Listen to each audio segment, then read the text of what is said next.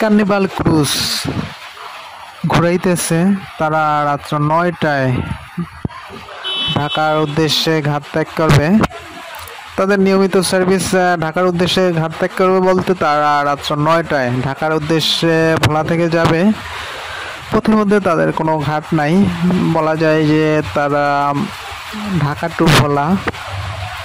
আর তাদের সার্ভিসটা মধ্যে 5 টন যেই ট্রাকগুলা ওগুলা ঢাকা টু ভোলা যাতায়াত করা যায়। আর কেবিন আছে, কেবিনের ভাড়া তাদের সর্বনিম্ন 2500 টাকা, এখন 2000 টাকা নেয়।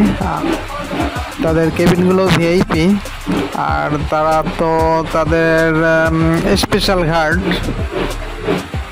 হাসনাবাদ থেকে তারা সকাল 8টায় ভোলার উদ্দেশ্যে ছেড়ে আসছে। প্রতিমধ্যে তো তারা আর কোনো ঘাট করে না, তাদের নিয়মিত সার্ভিস বলা যায় কার্নিভাল ক্রুজ।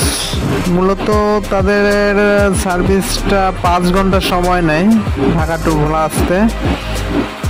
তাদের ঢাকার পাশেই হাসনাবাদ তাদের স্পেশাল ঘাট, ওইটা থেকে তারা রাত্র 3টায় কার্নিভাল ওয়েব ছেড়ে আসে ভোলার উদ্দেশ্যে।